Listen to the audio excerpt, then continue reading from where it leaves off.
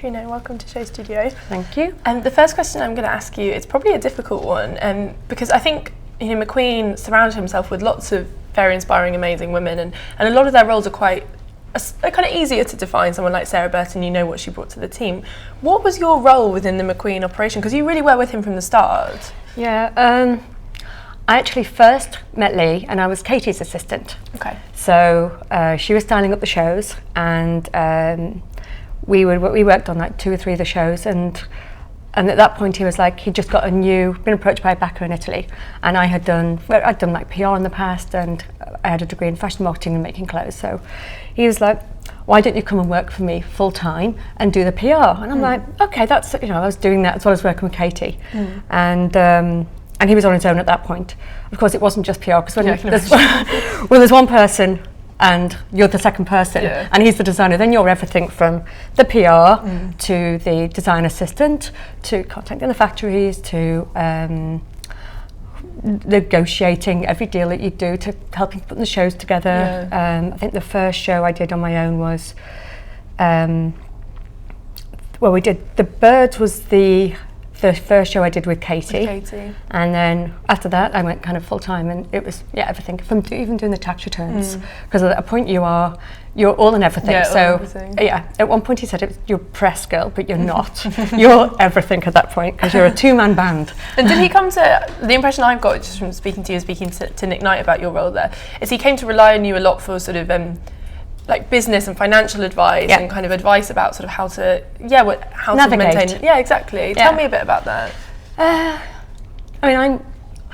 We were very close, and I love the fact that Lee did something very special. We were both very young. It was very naive, which is actually perfect, because it was also that time of where you could be really experimental, because there was no expectations. We weren't sitting there thinking, we've got to make a business, you've got to do this, that, and the other. You really were just creating something, and then opportunities came along, and I'm going to be honest, I learnt on the job. I was also young in those days, and but he did have a very good trust in me, because I really believed in him and what he wanted to do. And I think that's a really good starting point. Is if you really appreciate what somebody does, you don't want to change it, you don't want to ruin it. And we just, so it wasn't a really conscious effort, let's build a business with this. It was a little bit of like, this is what you want to do, let's just make it work, let's get it to the next level.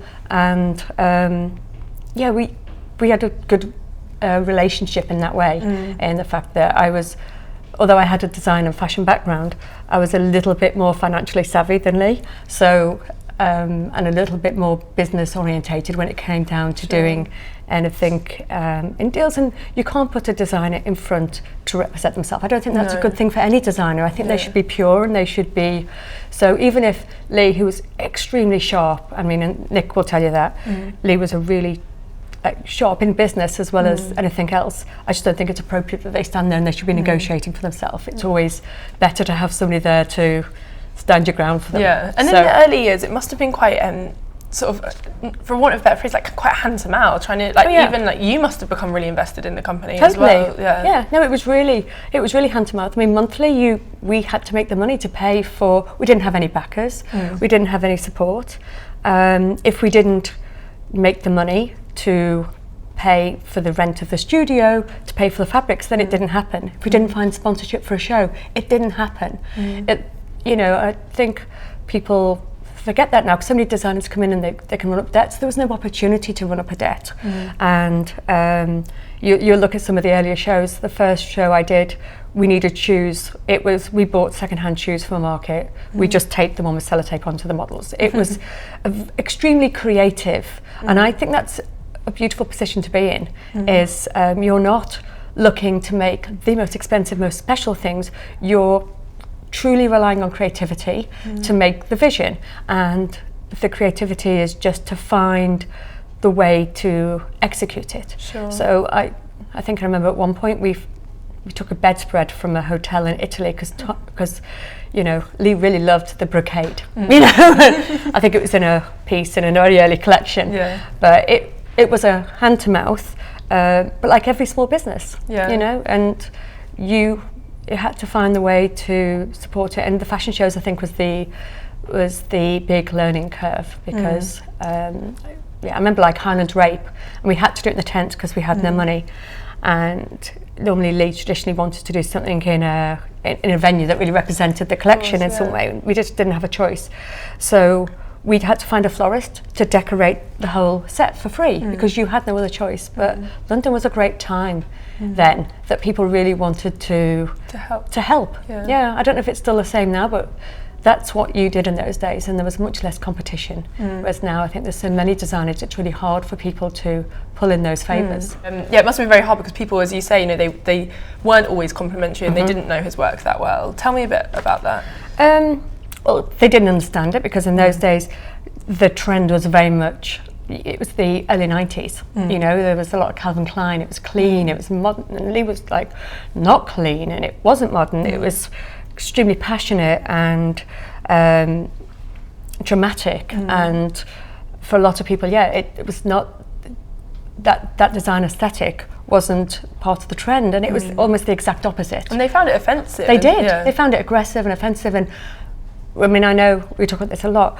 They didn't understand the way that Lee felt about women. Lee loved women, and when he did women's wear, that was his way of empowering and really, making them feel special and strong, and it was very different because you have to read through the way that he made models look on the catwalk and understand what that was coming from, and it was his love really of women and the dramatic kind of presentations that he put them into that people really didn't understand. So, and it's interesting you talk about that in terms of the women though, because that's one thing I wanted to ask, because he did surround himself with amazing women with very different skills, very different sort of appearances and personalities, from yourself to Sarah Burton to Isabella Blow. Why do you think he did that? He really loved women. I mean, really full stop. He loved his sisters. He came from a family where he was very close to his sisters, and he has sisters and brothers, but I think he was naturally just closer to his sisters, and he was very protective of them. He was really protective, actually, of women around him, but not in a way that he thought they were weak, just like, you get up there and be strong, and he really loved that within. He loved it in men or women. He loved that in anybody who had a strong passion and who was determined was very much part of his philosophies. But he especially loved it in women.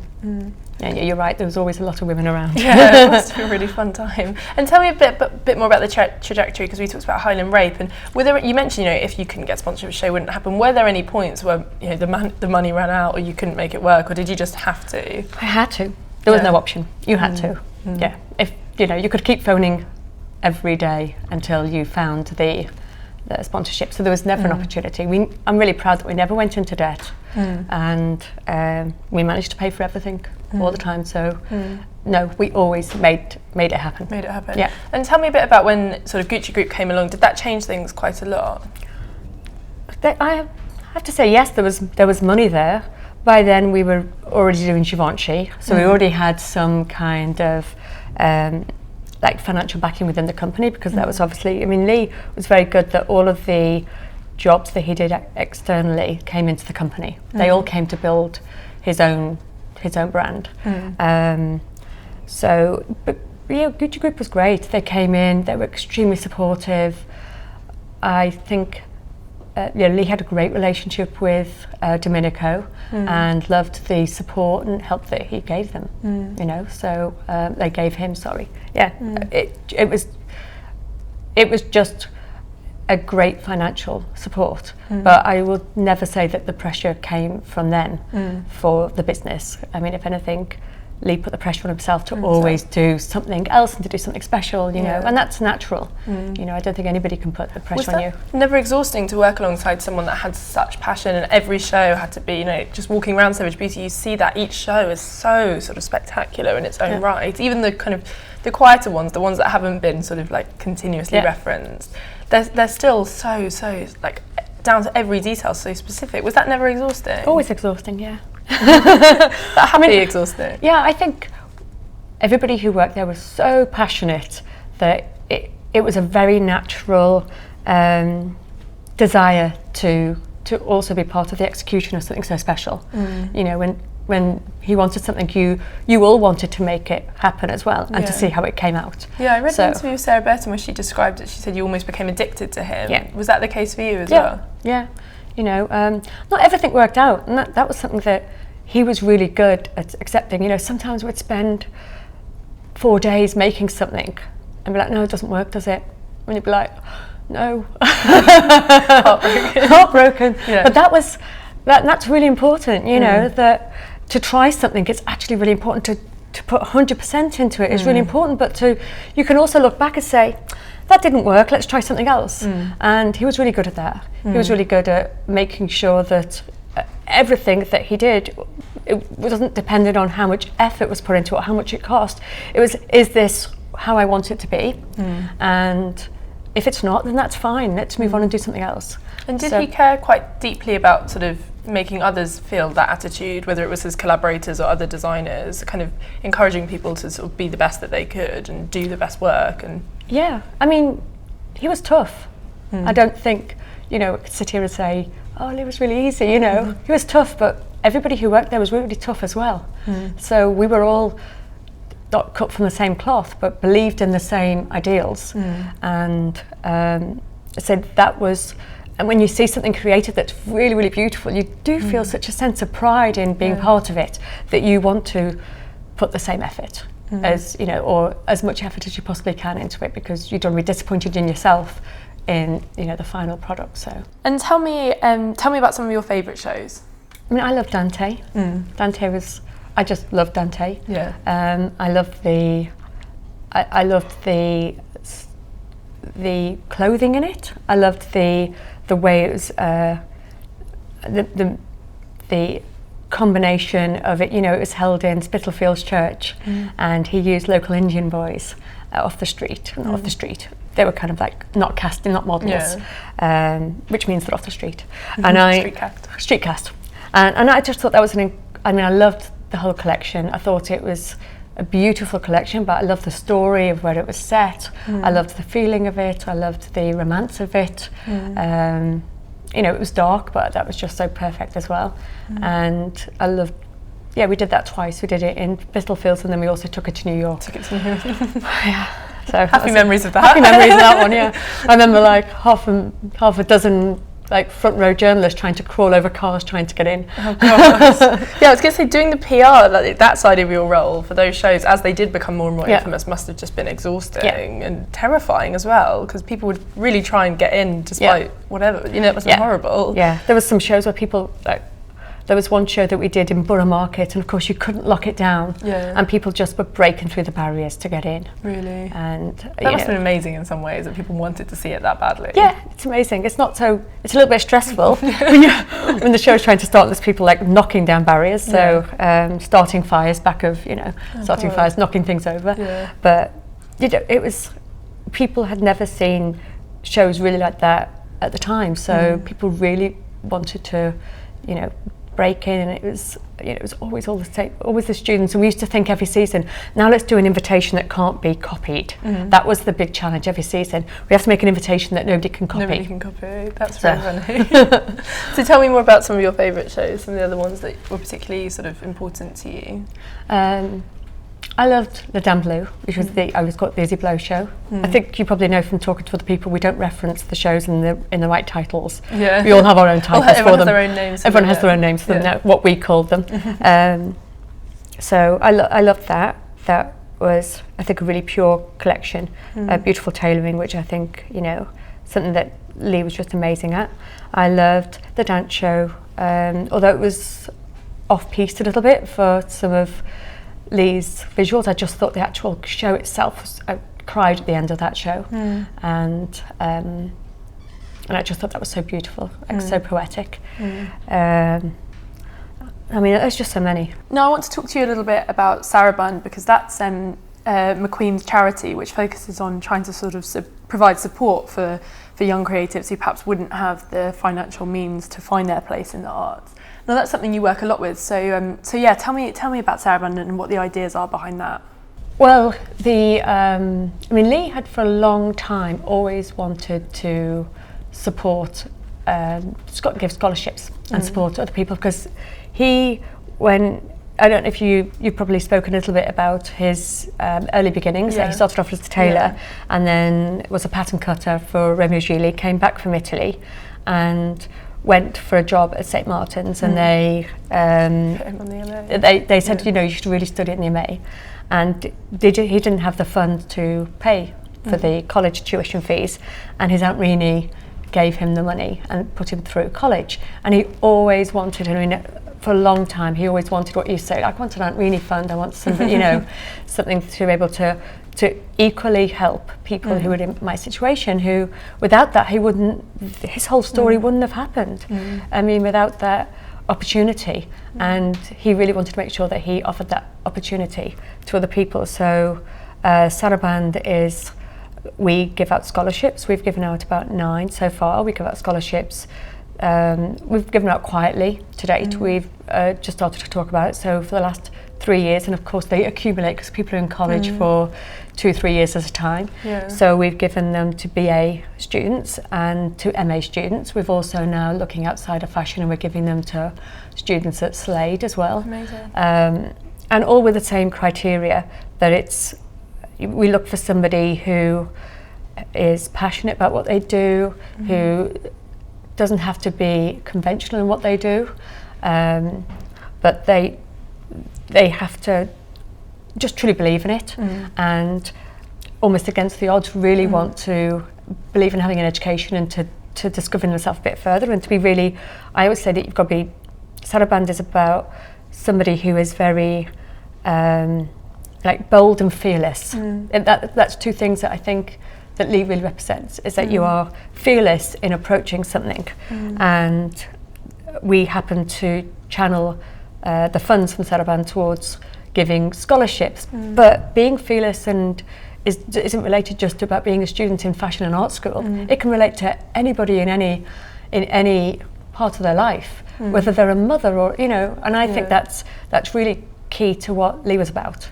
It's about being fearless and just putting everything into what you do and making it the absolute best, and not giving 50% or 80%, but trying something new, not being afraid of it failing, which is why I say, you know, sometimes we'll do 4 days of making something. It doesn't matter. It's the fact that we try to really make something incredible, and not to be afraid to say, no, I'm going to do it again different this time. And that's just a very strong philosophy for what Saraband stands for, and we happen to just channel those funds towards the education because that's something specifically he wanted to do. So we've been doing that. We've also got a building that we purchased 2 years ago. It's just taken a very long time because when we first found the building, it was wasn't ready to be developed, and it's 45 metres. It's an old stables on the canal in Haggerston. Wow. It's a beautiful building, and I know that Lee would have loved it. And when we found it, it still had the hooks along the walls where the horses were kept. It hadn't been touched. And it's going to be downstairs. There's 15 studios that we're going to give for people who have just graduated or recently graduated or 1 or 2 years in, and it's for all different whether you be an artist, a graphic designer, a jewellery maker, just a mixed-use studio, because we really want the idea, because we know a lot that Lee loves to collaborate with photographers, with artists, and it's just that really understanding that everybody else has different creative processes, and how important that is to really open up your mind to approach something in a different way, and not just as you were taught to, you know, this is what you do a colour story, and you do this, and then you do the fabric selection. Actually, you can approach design and creativity in any way you want. So I think it's important that these 15 mixed-use studios are for all different artists, graphic designers, fashion students, who can all see how each other work and help each other. And if you're a community, it's a community, who should be able to support each other and also give back. Important thing for Saraband is one of the criteria is that you have to be in need of the funds. Like, we are there to really help people who need the funds, who couldn't do it without our help, and that's really important to us. So it's great that you basically have made that big opportunity for somebody that without they wouldn't have this access. So that's amazing work. It's interesting also what you say about that sense of, you know, being the best you can be and pushing yourself forward and opening your mind, because, you know, obviously that's sort of given way to this amazing work that you're doing, but on a personal level you must carry that with you constantly. It must have changed how you think. Yeah, I mean, I think that anybody who works with somebody who inspires you, you do think like that. Yeah. You know, it's and it's great if you can work with people who really inspire you, because you can apply that to every part of your life. So, as we should, you know. So, yeah, you're very lucky. Thank you, Trino. That's great. Thank you.